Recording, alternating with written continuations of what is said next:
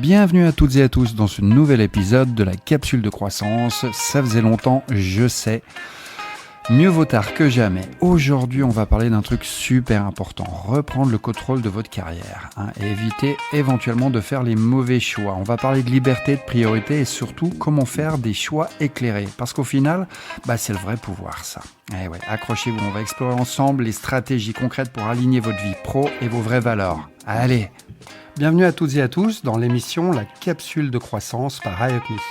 Je m'appelle Laurent Biffy et je suis votre coach décontracté, compagnon de croissance personnelle. Inspirez, écoutez, progressez et préparez-vous à un voyage de coaching sans prise de tête. Vous écoutez La capsule de croissance par iUpMe. Voilà, welcome, welcome. Allez, abordons cet épisode aujourd'hui avec le premier chapitre. Quand tout tourne rond, on a la patate, tout va bien, avouez-le. C'est tellement plus facile de se lancer dans des projets quand tout roule dans notre vie. On est bien d'accord. Qu'il s'agisse de petites décisions anodines ou de gros chamboulements, on est toujours partant quand ça va bien. Vous avez 1000 idées. Passez voir. On dit 1000 idées? Non, on dit pas de 1000 idées, on dit 1000 idées. Ouais, genre plein d'idées. Ouais, tout plein d'idées. Passez voir un pote, tout simplement. Acheter un livre ou ce vieux vinyle vintage après le boulot, organiser un dîner avec des amis, prévoir une escapade à la mer, changer la déco du salon et pourquoi pas carrément déménager. Bref, tout s'aligne comme si le vent gonflait vos voiles pile comme il faut. Dans ces moments-là, on se sent carrément invincible, prêt à entreprendre des cours de guitare, se mettre au chinois ou au mandarin, ou reprendre ses études abandonnées en 1997, 2008, 15. Allez, ce qu'on fait a du sens. Et c'est ce sens qui booste notre quotidien. Même au boulot. On a besoin de ce petit supplément d'âme pour se sentir qu'on vit, qu'on avance, qu'on n'est plus qu'un robot qui coche des cases. Alors, qu'est-ce qu'on dit, bord de mer ou bordel ? Je sais pas. Parfois, paf, la tempête, elle s'invite. Elle arrive sans crier gare. On se retrouve à naviguer sans gouvernail. Et même pire, le vent disparaît totalement et on rame dans le vide. Alors, comment reprendre la main et faire les choix, qui nous redonnent la maîtrise de notre temps. Et puis, accessoirement, de notre vie aussi. Spoiler. Allez, comprendre ce qui nous fait dérailler est la première étape pour éviter de devenir une victime de ces bourrasques. Une fois qu'on maîtrise les mécanismes, on ouvre la porte à des nouvelles opportunités. Alors soyons clairs, ce petit manuel ne va pas décider pour vous. Désolé. Mais il vous donnera quelques clés pour réfléchir à vos options, peser les pour et les contre et prendre les décisions éclairées qui respectent vos objectifs à court, moyen et à long terme. Le sens, mais sans perdre le nord, s'il vous plaît. On a tous besoin de sens. C'est assez basique. Si vous écoutez ce podcast, comme vous êtes en train de le faire, c'est que vous cherchez à résoudre des énigmes du quotidien pro. C'est un peu le but aujourd'hui. Même vos émotions sont influencées par ce fameux sens qu'on donne aux choses. Votre cœur croit et votre cerveau, il fait le reste, le package complet, quoi. Mais si on veut vraiment prendre des décisions éclairées, il faut être au clair sur notre sens personnel. Pour l'illustrer, place à la fameuse histoire du jogger. Je reprends cette histoire et je la trouve trop bien. Donc, imaginez, vous êtes en plein jogging, le ciel est bleu, vous êtes au top, quand soudain, votre lacet se défait. Et vous faites quoi ? On s'arrête et on le refait. Fastoche. Trop bien. Maintenant, prenez la même scène, imaginez que cette fois-ci, un mec de 2 mètres sort du buisson avec un couteau et vous court après. Vous faites quoi ? Moi, perso, je prends mes jambes à mon cou, je cours comme si ma vie en dépendait, bien sûr. Donc là, refaire votre lacet n'est plus une priorité. Non. Moralité, vos priorités ont changé et ça change tout. Vous ne courez plus pour rester en forme, mais pour sauver votre peau. Même principe au boulot. Quand nos objectifs changent, nos actions aussi. On a ce qu'on appelle la cohérence interne. Alors, mode d'emploi. Pas toutes les situations sont aussi limpides que l'histoire du jogger, on est bien d'accord, mais le principe reste néanmoins le même. Nos choix doivent être en harmonie avec nos valeurs sur le court, moyen et long terme. Pour maintenir quoi ? Je suis un funambule, notre équilibre et notre motivation.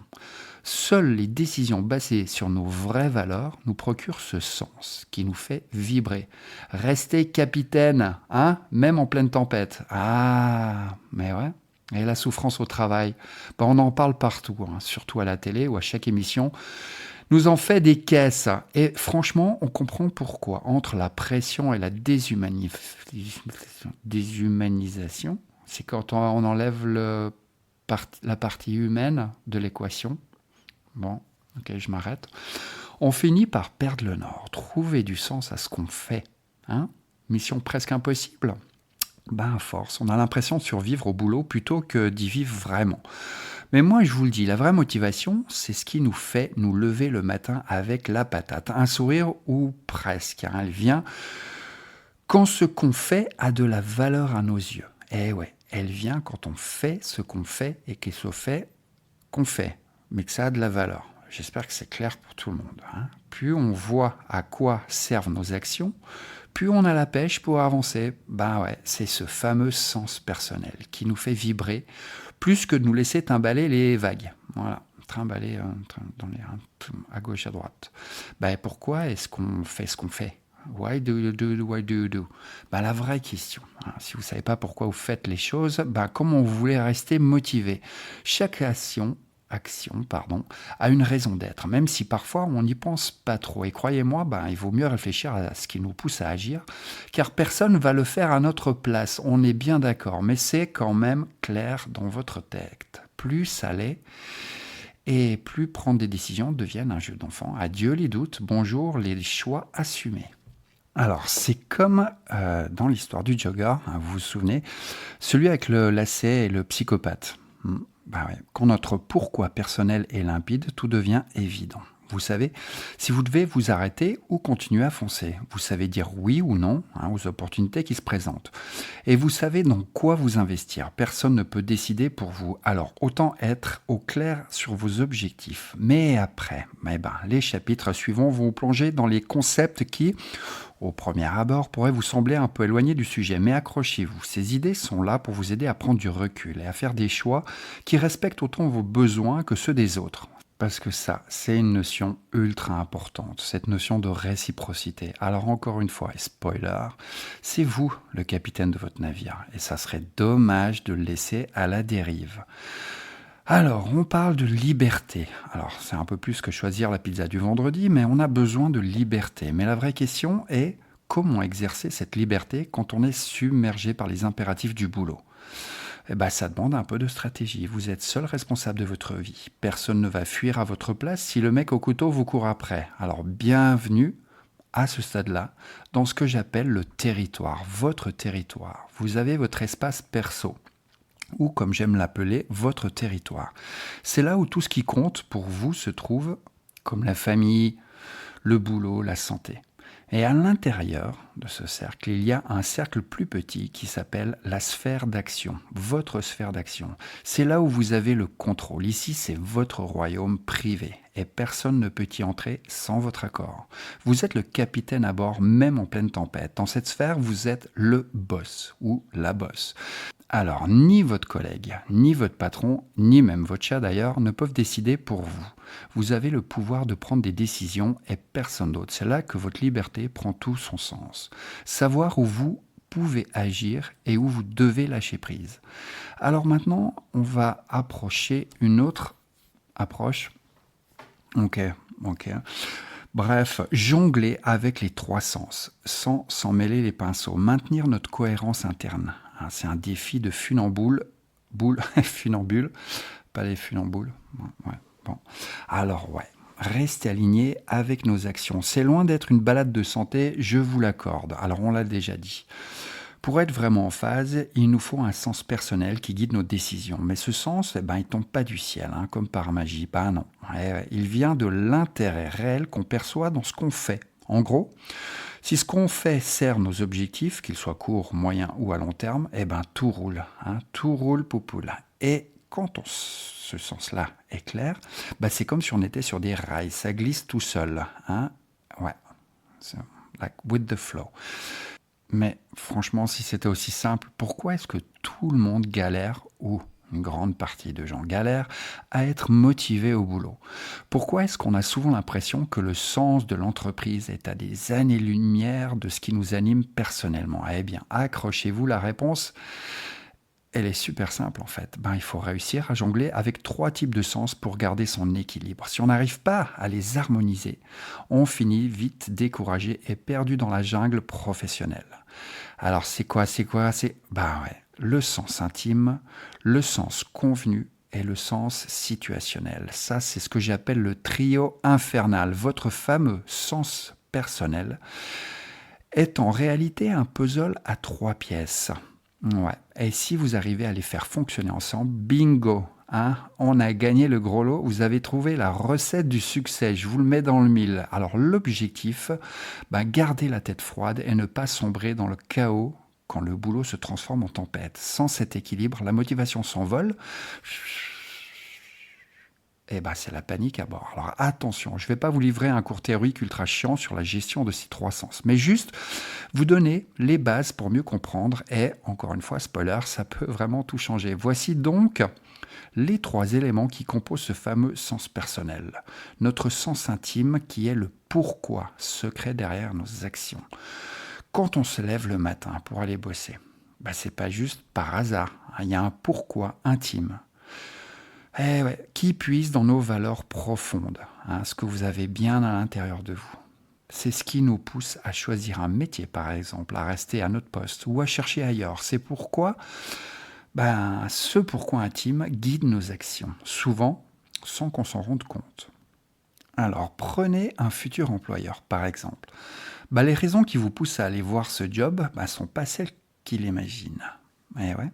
Mais tant que ce pourquoi est d'actualité, vous restez motivé. Par contre, si vous ne prenez pas le temps de vous poser des questions sur ce qui vous motive, personne ne le fera pour vous. Alors, au lieu de râler, prenez un moment pour réfléchir à vos possibilités et à votre avenir pro.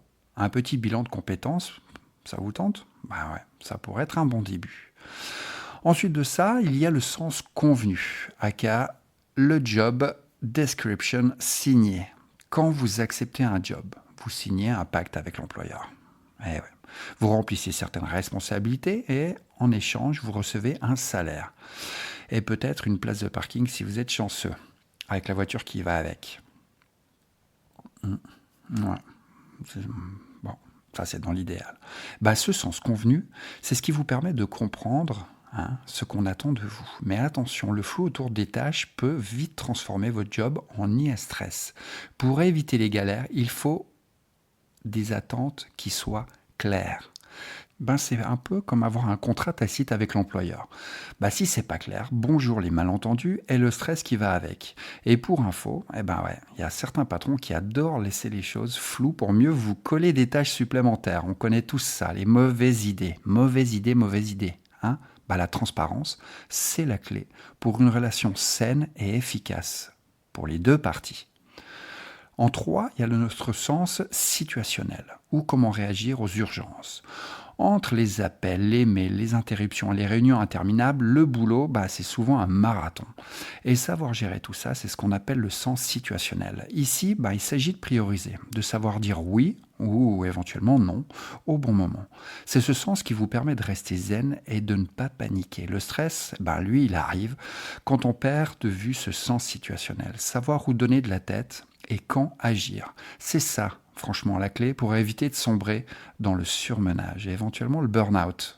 Le cas échéant. Je le souhaite à personne. Moi, je suis passé par là. C'était pas cool. Bref, il faut arrêter de confondre faire de son mieux avec tout gérer en même temps. Rappelons-le, on est des humains, pas des robots multitâches.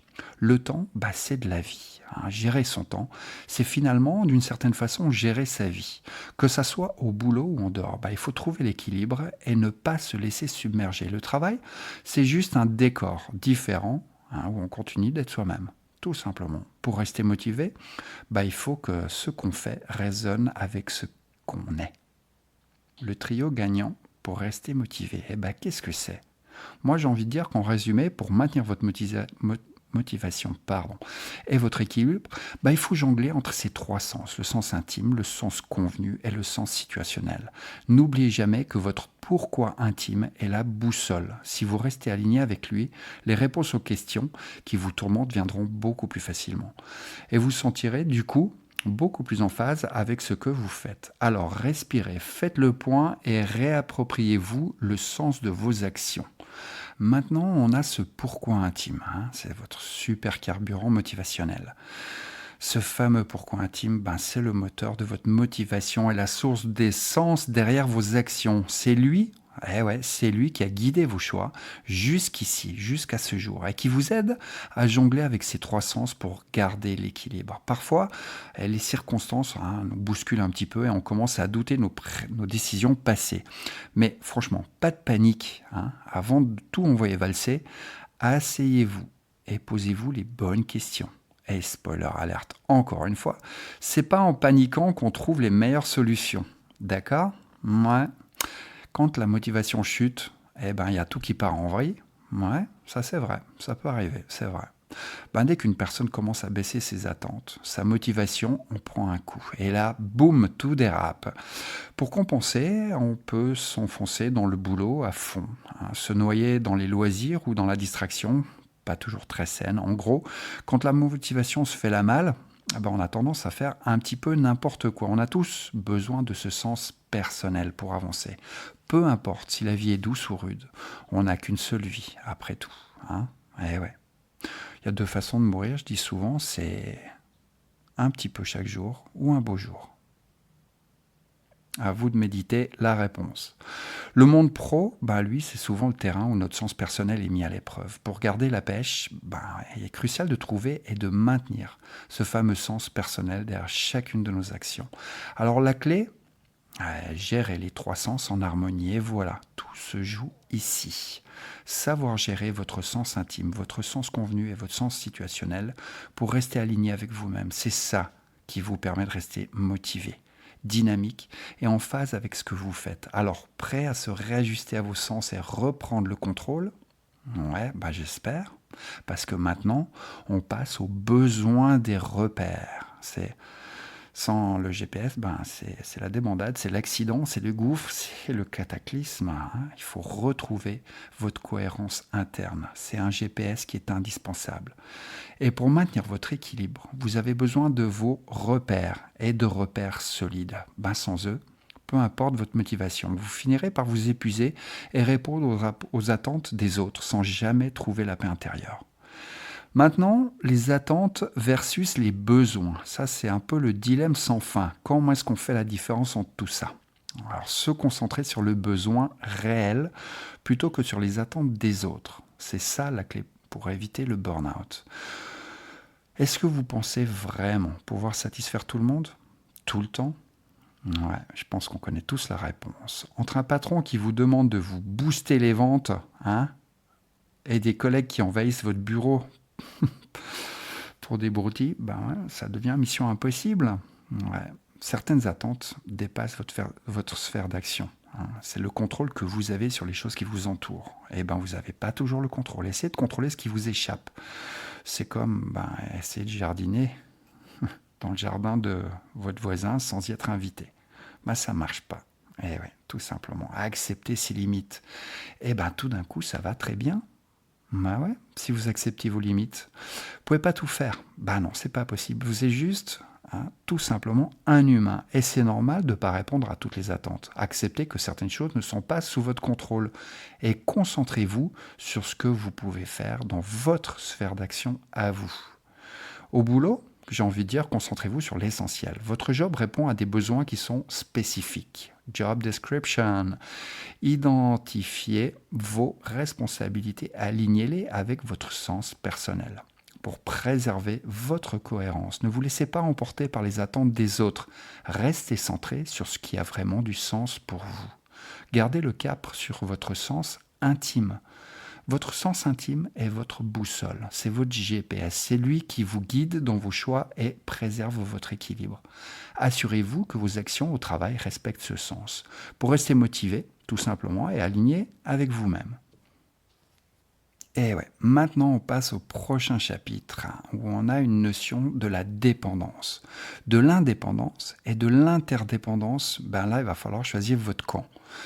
Alors, la dépendance, mode flipper humain. Allez, la dépendance, c'est quoi ? C'est essayer de répondre à toutes les demandes. Mauvaise idée. Pas bien. Vous contrôlez pas les humeurs des autres et finissez par être ballotté comme une bille de flipper. Alors, Flipper, c'est pas le dauphin, on aura compris, d'accord? Donc le résultat de tout ça, on augmente sa frustration et la motivation, elle part en chute libre. Ensuite de ça, l'indépendance. Le moi d'abord. L'indépendance, c'est se concentrer uniquement sur ses propres besoins et ignorer ceux des autres. En toute bienveillance, on est d'accord. Vous évitez de cette façon l'épuisement, mais aussi vos responsabilités. Cette approche vous permet d'être un bon surfeur, bon surfeur entre les méandres du travail et les attentes conjointes de tout le monde. Mais il ne va pas falloir attendre d'être élu employé du mois, on est d'accord. Ensuite, la troisième notion qui est la notion d'interdépendance, à savoir le juste milieu. Alors l'interdépendance est la meilleure option. Vous apprenez à trier les attentes et à répondre aux besoins réels. C'est l'art de dire non quand il faut, et de ne pas céder à toutes les sollicitations. Alors les attentes versus les besoins, ne répondez pas à tout. Bah ouais. Un petit peu de parcimonie, s'il vous plaît. Que ce soit au travail ou dans la vie. Vous n'êtes pas là pour satisfaire tout le monde, on est d'accord, on l'a déjà dit. Priorisez les besoins réels et gardez le contrôle sur votre temps et votre énergie. À vous, et pas sur celle des autres. Comprenez les attentes des autres, éventuellement, mais vous ne laissez pas déborder. Apprendre à dire non pourrait être une leçon de vie. Ouais, il est un petit peu surréaliste de vouloir satisfaire tout le monde, on le sait. Mais le client le plus exigeant, même lui, il est important de savoir différencier les besoins réels des attentes démesurées, que ce soit dans votre vie pro ou perso.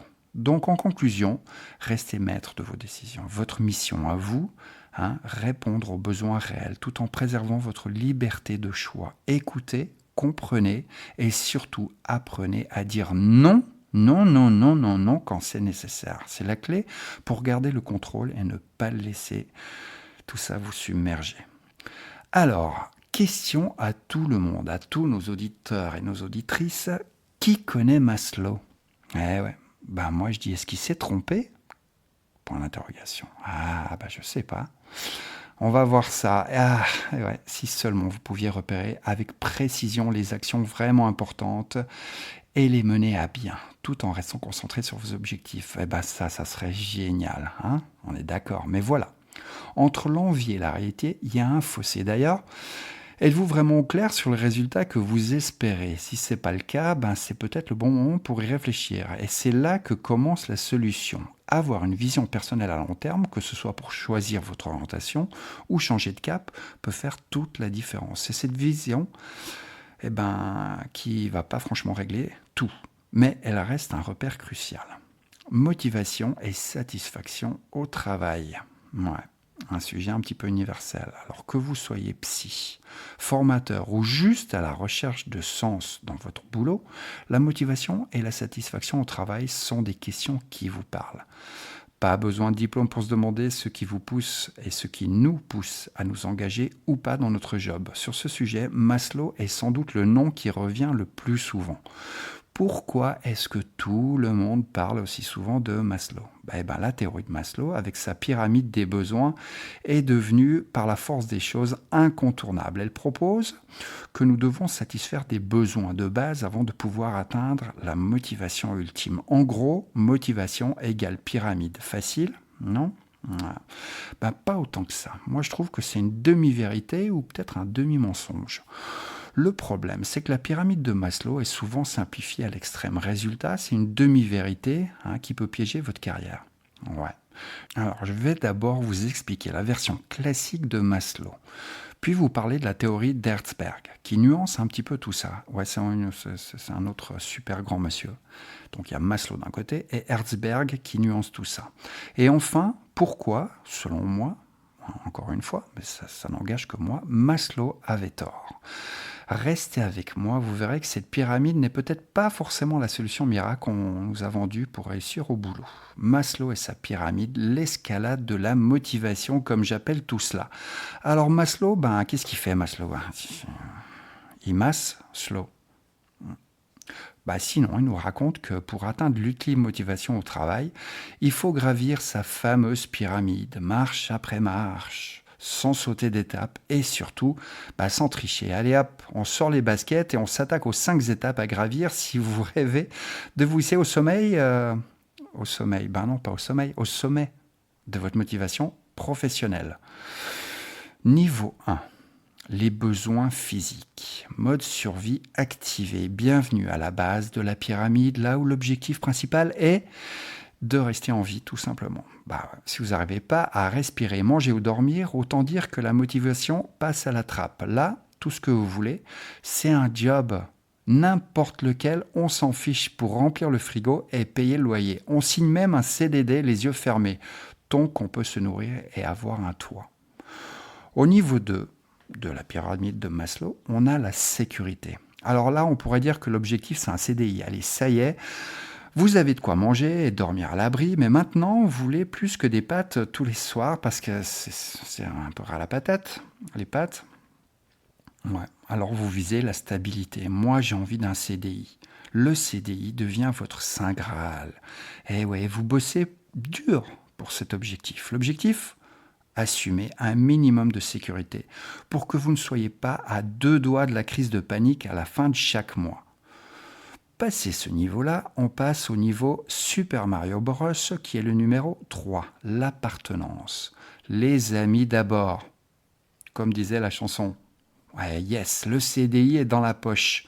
Mais devinez quoi. Maintenant, vous n'avez plus envie de juste être là. Le nouveau, la nouvelle, qui passe inaperçue. Vous voulez être intégré, apprécié, bref. Vous faites des potes au boulot. Trop bien, c'est le moment de sympathiser avec les collègues, d'impressionner au déjeuner et de montrer que vous êtes un atout pour l'équipe. Ouais, j'appartiens à cette team, à cette entreprise. Ouais, trop bien. Et là, une fois que ça c'est check, on passe au niveau supérieur, qui est le niveau 4. L'estime de soi, la quête du prestige. Maintenant que vous êtes bien installé, tranquillou, bilou dans votre sofa, dans la boîte, et que vos collègues vous adorent trop bien, ils vous kiffent, vous vous dites pourquoi ne pas devenir le ou la pro du job. Vous commencez à viser plus haut. Votre mission, si vous l'acceptez, mais je suis sûr que vous l'acceptez, prouvez que vous êtes indispensable, une vraie machine de guerre au travail, plus besoin de supervision. Vous êtes en mode « je gère tout seul » en mode solo. On connaît, ça résonne déjà là un petit peu. Ouais. Niveau 5, réalisation personnelle, le sommet de la pyramide, le Graal, Heaven. On y est enfin. Maslow, il vous promet que là-haut, vous allez toucher du doigt l'extase professionnelle. C'est l'endroit où vous pouvez laisser libre cours à votre créativité et être pleinement en phase avec ce que vous faites. La parfaite alchimie entre qui vous êtes et ce que vous faites, c'est le nirvana de la motivation, le Graal du boulot. Vous n'êtes plus juste motivé, vous êtes carrément illuminé. Et là, Herzberg débarque et il dit « Olé, Jolly Jumper, pas si vite !» Et là, il arrive pour tempérer un petit peu tout ça. Il nous dit que Maslow, il se plante, il se gourre et il fait pas dans le mille. Et en plus, il ajoute une petite nuance qui fait toute la différence selon moi. Et selon lui, les 3 premiers niveaux de la pyramide, les besoins physiques, la sécurité et l'appartenance, sont pas vraiment des facteurs de motivation, mais plutôt des facteurs de maintien.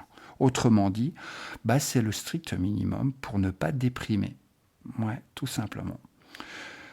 Mais ça va pas vous faire sauter de lit le matin avec enthousiasme, tout ça. Herzberg, il explique qu'avoir un salaire correct, un CDI et des collègues sympas, c'est bien. Ça suffit pas à vous rendre ultra motivé, on est d'accord. La vraie motivation, elle, commence au niveau 4 et 5. Là où l'on trouve l'estime de soi et la réalisation personnelle. C'est là que vous allez vraiment allumer la flamme, le feu qui vous donnera envie d'aller bosser, le sourire aux lèvres. Et c'est pas les 3 premiers niveaux. Conclusion.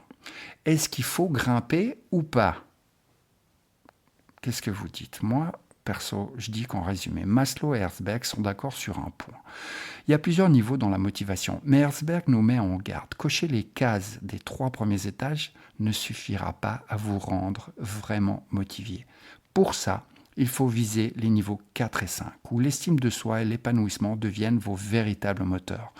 Donc, si vous en avez marre du simple, job alimentaire et que vous voulez vraiment sentir le feu sacré de la motivation, ne vous arrêtez pas à mi-chemin. Grimpez jusqu'au sommet de la pyramide, là où la magie opère. Et si on chamboulait un petit peu tout ça maintenant, hein? Et si on retournait la pyramide de Maslow upside down? Et si, au lieu de rester coincé dans les étapes intermédiaires de la fameuse pyramide de Maslow, vous passiez directement à la case réalisation personnelle? Avant, ça serait beaucoup plus motivant de viser directement le sommet. Mais pour ça, il vous faut une motivation en béton armé. Va falloir résister aux tentations du court terme, aux petits besoins immédiats et aux sages conseils de votre entourage qui ne cessera de vous dire de jouer la sécurité. Spoiler encore une fois, ça va pas être de tout repos, hein, on est d'accord. Alors Maslow, est-ce qu'il s'est planté? Et si au lieu de commencer par le bas, on décidait de mettre le niveau 5 tout en haut de la liste? Ouais, je sais, ça sonne un peu comme une fable des bisounours. Mais imaginez un monde où vous pourriez choisir un emploi moins bien payé sans être traité de doux rêveur ou d'irresponsable. Vous y croyez pas? Et si une vision à long terme pouvait devenir le véritable atout? Eh bien, c'est possible. Ouais. Choisir un boulot moins bien rémunéré n'est pas forcément synonyme de folie. Loco. Non, non. Tout est une question de vision à long terme. Et à court terme, l'un des jobs vous semblera stable et lucratif. Mais à long terme, il pourrait vous enfermer dans une routine sans fin. L'autre, peut-être, moins lucratif, pourrait offrir une perspective professionnelle épanouissante et durable. Ne pas prioriser l'argent ne signifie pas forcément que vous en ignorez l'importance. Mais parfois, choisir un job qui vous inspire vaut bien plus qu'un job bien payé qui vous laisse vide et frustré. Après tout, on passe un bon tiers, voire plus de notre vie au boulot. Alors autant choisir un projet professionnel qui nous pousse à viser le sommet de la pyramide. Celui de la réalisation personnelle. Une fois cet objectif défini, il doit devenir votre boussole pour les choix à court et à moyen terme.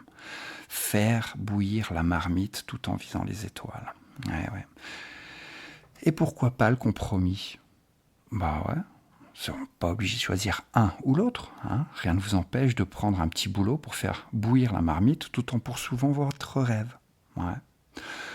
C'est ce que font beaucoup d'étudiants ou d'artistes en devenir. Ils enchaînent les petits boulots pour subvenir leurs besoins, mais gardent en vue leurs objectifs à long terme.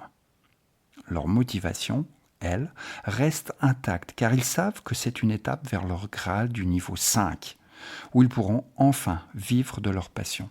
Alors je ne dis pas de refuser un job bien payé, mais de chercher celui qui, qu'il soit payé ou non, ou bien payé ou non, vous permettra de vous rapprocher de la carrière qui vous convient vraiment.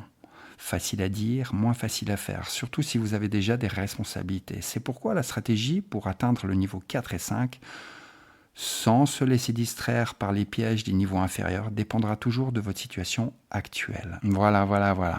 Maintenant, dans ce qui va suivre, je vais vous proposer quelques stratégies pour trouver le bon chemin. Alors restez proactif et évaluez votre situation avec Connecté. Vous avez le droit d'agir et éventuellement, encore une fois, cessez de râler. Motivation, est-ce qu'on en parle? Ouais. Parlons motivation, soyons honnêtes.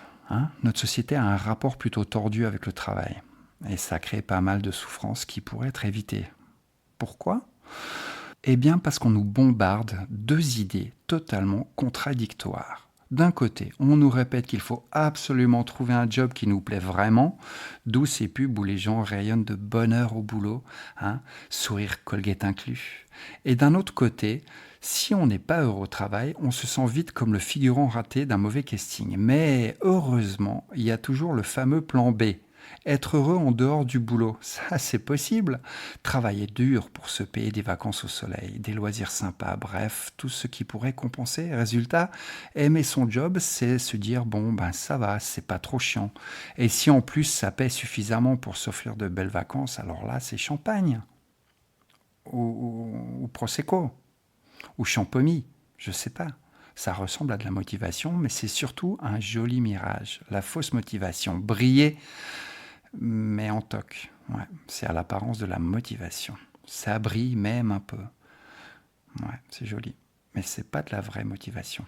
La motivation, la vraie, c'est pas celle qui vient d'une augmentation de salaire ou de l'idée de partir en vacances 5 étoiles. Ce genre de motivation vous enferme dans un cercle vicieux où le boulot n'est plus qu'un moyen de consommer davantage. Ouais, c'est quand même un peu dommage tout ça. Vous devenez esclave d'un job vide de sens dans une société qui vous vend du bonheur finalement à prix soldé. Alors ouais, décrocher une augmentation, c'est cool, on n'a pas envie de se mentir. Mais c'est pas de cette motivation-là que je parle. La vraie, celle qui vous fait vibrer, elle vient pas des bénéfices matériels que le travail vous apporte, mais de ce que vous trouvez dans le travail lui-même. Une vie agréable au travail, c'est l'ambiance, c'est pas le boulot.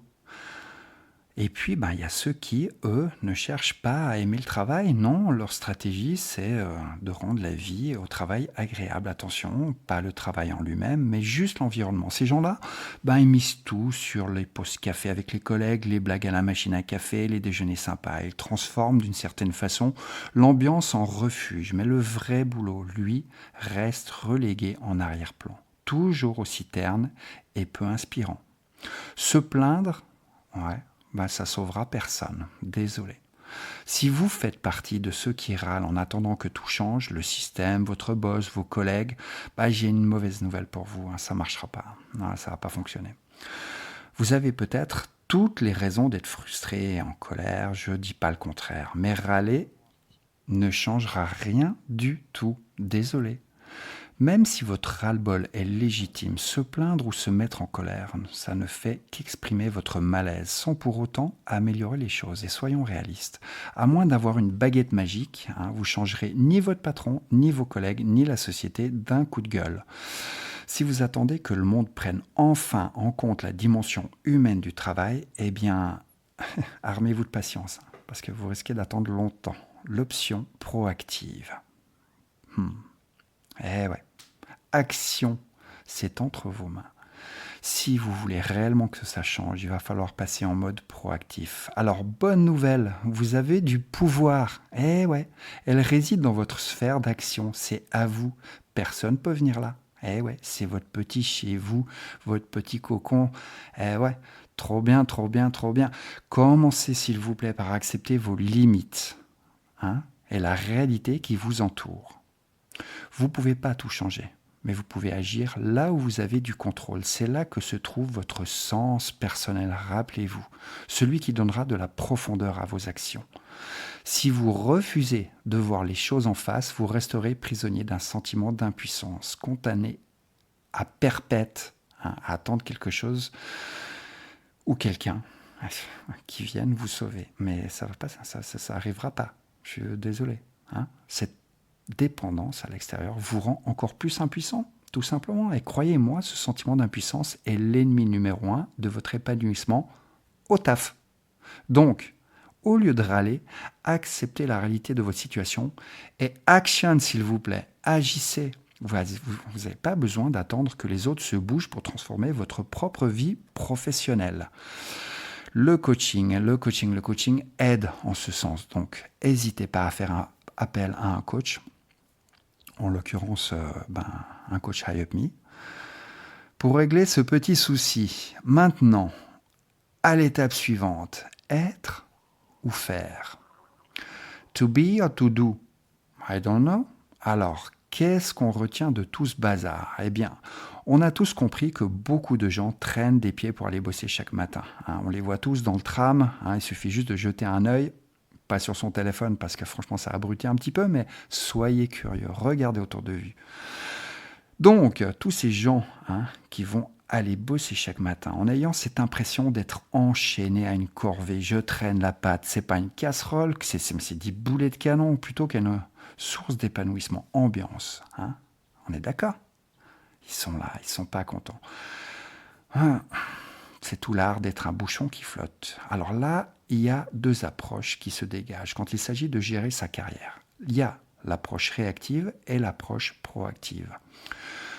Spoiler, encore une fois, l'approche réactive, c'est le mode panique silencieuse. On s'épuise à courir après les attentes des autres, collègues, patrons, société, pour avoir un minimum de sécurité à un petit bout de reconnaissance. Ouais. Et là, vous devenez ce fameux bouchon sur l'eau, ballotté à droite et à gauche, sans jamais savoir où il va vraiment se diriger. Résultat, ben vous sentez vide, dévalorisé, et vous finissez par espérer qu'un miracle vienne tout changer. Boum, ben c'est pas pour demain. Eh ouais. L'approche du positionnement évolutif. Imaginez maintenant que vous alliez bosser, non pas juste pour payer les factures, mais parce que vous êtes passionné par ce que vous faites. Là, on parle d'un vrai changement. Un changement d'état d'esprit au final. Votre patron vous adorerait. Et pour cause, vous ne seriez plus celui ou celle qui court après toutes les attentes, mais celui ou celle qui répond aux besoins réels du poste. Vous seriez dans une dynamique constructive, avec une interdépendance saine avec votre environnement. En gros, si vous seriez là pour servir, pas pour jongler maladroitement avec les attentes volatiles de tout le monde. Libérez-vous des attentes, devenez le capitaine de votre navire. Je répète ça assez souvent, mais s'il vous plaît, intégrez cette notion-là. Alors, bonne nouvelle, il y a toujours temps de reprendre les commandes et de redresser la barre. Mais pour ça, il faut arrêter de rêver à une version idéalisée de votre job ou de vos collègues. Acceptez, s'il vous plaît, la réalité telle qu'elle est.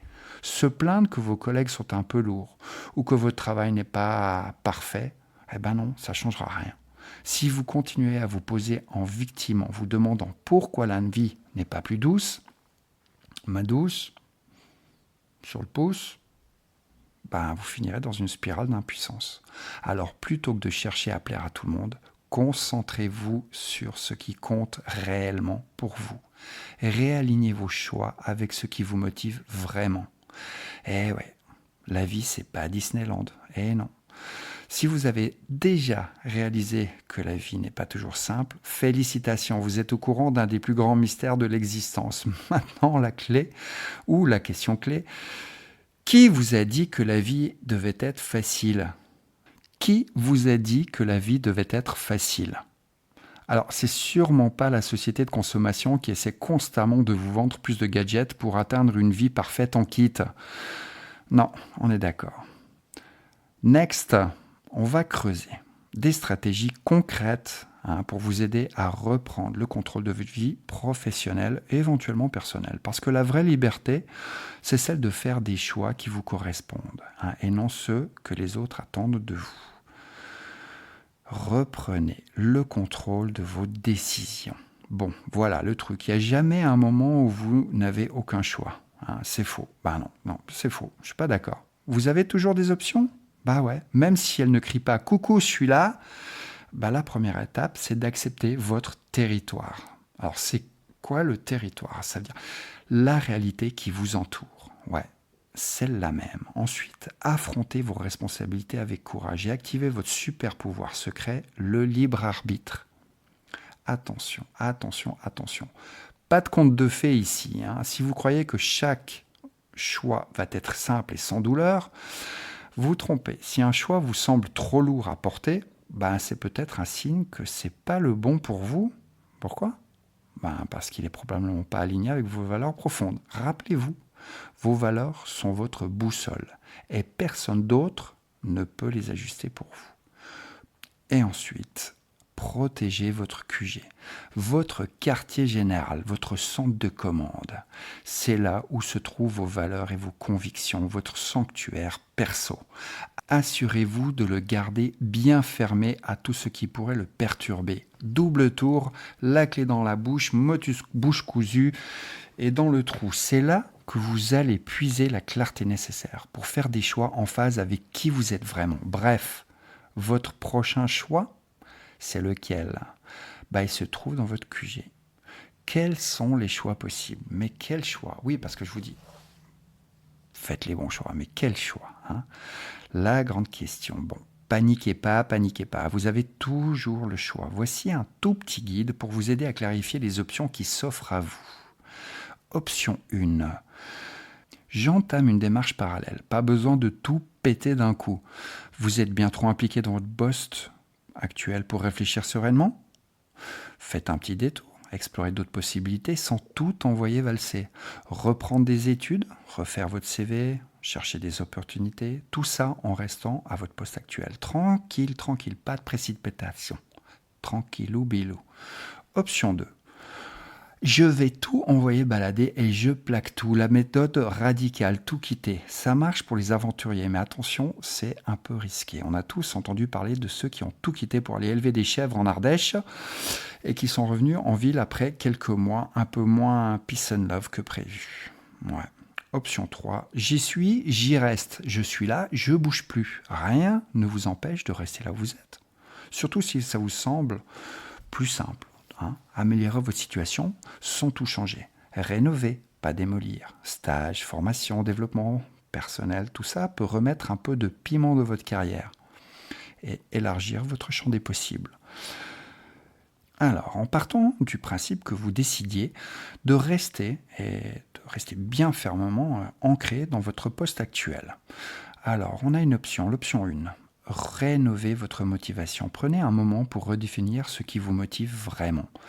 Peut-être qu'en voyant la valeur sociale de votre travail, par exemple, vous trouverez un nouveau souffle, votre impact sur vos collègues, vos clients. Ça vaut la peine d'y penser. Option 2, booster vos compétences. Un petit coup de pouce à vos compétences peut tout changer. Formez-vous. Parfois apprendre à mieux utiliser Excel, par exemple, ou à parler espagnol, ou le hongrois, ou que sais-je, peut offrir des portes insoupçonnées. Option 3. Appréciez vos avantages. Appréciez, faites l'inventaire de vos avantages. Si malgré tout, votre job vous ennuie, concentrez-vous sur les côtés sympas.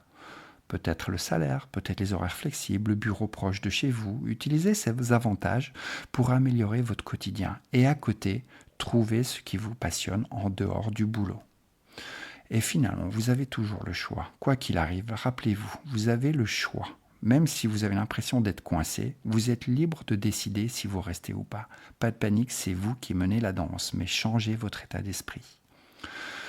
Dernier chapitre, on sème les petites graines. Et ouais, les petites graines, retrouvez votre GPS intérieur et faites décoller votre carrière. Alors comme on l'a vu, se concentrer sur les besoins plutôt que les attentes, c'est un peu comme retrouver son GPS interne. Et là, miracle, vous commencez à naviguer dans votre sphère d'action comme un vrai capitaine, en évitant le fameux syndrome du bouchon à la dérive. Vous avancez enfin vers plus d'autonomie et de liberté, le tout en restant zen. Pas mal, non ? Simplifiez-vous la vie, imaginez un jeune qui, dès le départ, sait exactement quel besoin il veut combler dans sa future carrière. Au lieu de courir après les attentes floues des autres, papa, maman, la société, les conseils, c'est comme tout le monde en a un, il se concentre, il se forme et il devient un super outil prêt à répondre aux vrais besoins du marché. Résultat, il bosse sereinement, sans se stresser pour prouver qu'il est le roi du bourreau. Lapsus, le roi du bureau. Moi, je voulais dire bureau, mais bon. Tranquille, non ? Ouais. Alors, à ce stade-là, j'ai envie de dire attention. Il ne suffit pas d'être un pro dans son domaine. Il faut aussi maîtriser les relations humaines et l'organisation. C'est là que beaucoup d'entreprises se trompent en croyant que ces sujets sont des trucs de bisounours. Grosse erreur. Si elles prenaient ça au sérieux, elles résoudrait bien des problèmes qui rendent la vie au bureau infernale. Osez la proactivité. Pas eu la chance de réfléchir à tout ça dans votre jeunesse ? Pas de panique. Jamais trop tard pour passer en mode proactif. Vous pouvez toujours arrêter de courir après les attentes des autres et vous concentrer sur les vrais besoins de votre poste. L'idée, c'est de chercher des solutions. Pas de vous noyer dans les attentes inutiles des autres. Si vous avez un petit blocage, pas de souci, il y a toujours des formations, des conseils ou des astuces pour vous remettre sur le bon chemin. Et bonus, en répondant aux besoins des autres, vous aidez tout le monde à avancer dans la même direction. C'est gagnant-gagnant. Attention, ne confondez pas les besoins et les attentes. Liberté et épanouissement. La vraie question est, pourquoi passons-nous autant de temps à vouloir que tout le monde nous respecte et nous apprécie, alors que, franchement, c'est en servant les autres qu'on se trouve et qu'on trouve notre propre liberté et notre propre épanouissement. Moi, en tout cas, je suis fermement convaincu de ce concept-là. On ne peut pas forcer les gens à nous aimer, ça c'est clair, c'est pas possible. On peut choisir de répondre aux besoins qui comptent vraiment pour nous. Et ça, c'est beaucoup plus libérateur que vous l'imaginez. Investir dans le possible. Pour retrouver cette liberté, il faut accepter ses limites et investir dans ce qui est à notre portée, de ce qui est à portée de main. C'est là que la maturité de l'esprit, de l'être et de la personne rentre en jeu, autant sur le plan perso que pro. Chaque fois que vous gérez une situation, rappelez-vous, c'est vous qui savez. Alors gérez-la comme un pro, même si les autres ne comprennent pas. Prenez le temps. Un arbre ne pousse pas plus vite parce que vous tapez du pied à côté. Ouais, c'est dommage. Tout prend du temps. Alors laissez le temps faire son travail. Apprenez ce concept de patience. Vous verrez que ça fera aussi des merveilles pour votre bien-être. Parlons maintenant de cette dimension, la dimension humaine au travail. Prendre en compte la dimension humaine, c'est gagnant pour vous et pour les autres. Ouais, même pour les requins, des entreprises qui finissent par comprendre éventuellement, mais en général c'est le cas, que ça améliore la rentabilité. Alors non, vous ne perdez pas de temps avec cette approche. Vous investissez dans votre avenir et celui de votre boîte, accessoirement. Donc c'est pas trop mal. Gérez votre temps et gérez votre vie. Alors pour réussir, vous devez, et il est impératif, d'aligner vos actions avec ce qui a le plus de valeur pour vous. Le temps, chaque minute compte. C'est un morceau de votre vie qui s'envole. Rappelez-vous, on meurt un peu plus chaque jour ou un beau jour. Entreprenez ce qui est important aujourd'hui. Investissez donc ce temps dans ce qui est en phase avec vos valeurs, que ce soit dans votre travail ou votre vie personnelle. Quelques success stories pour l'inspiration. Une petite success story. Alors, il y a un exemple, c'est une femme qui a attendu 25 ans avant de réaliser son rêve de devenir avocate. Ouais, je la connais. Si elle écoute ce podcast, je pense qu'elle se reconnaîtra. Alors pourquoi ? Parce qu'elle a cessé, je pense, de voir le temps comme un ennemi. Et puis, il y a aussi ce passionné, ce féru d'aviation, qui a commencé un beau jour par arrêter de s'inventer des excuses, et il s'est offert, tenez-vous bien, son propre avion. Là, littéralement, il a pris son envol. Et maintenant, qu'est-ce qu'on va faire ? J'ai envie de dire, le plus important, c'est de reprendre le contrôle de vos choix, en résumé. Que ce soit des petits ajustements ou des révolutions de votre vie, personne ne pourra faire ces choix à votre place. Alors, dès aujourd'hui, plantez les graines qui feront éclore les fleurs de demain. Et n'oubliez pas, la fleur de demain, ou les fleurs de demain, sont dans les graines que l'on sème aujourd'hui. À vous de choisir quelles graines vous allez planter.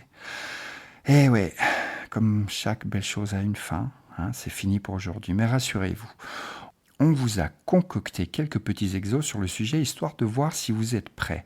Le lien est disponible, comme d'habitude, dans le descriptif de cet épisode. Alors, allez, courage et s'il vous plaît, lâchez rien. J'espère avoir titillé votre curiosité. Et en attendant, inspirez, écoutez, progressez. Vous écoutez la capsule de croissance par iUpMe. Je vous donne rendez-vous tous les lundis pour un nouvel épisode. Et en attendant, une bonne journée à vous.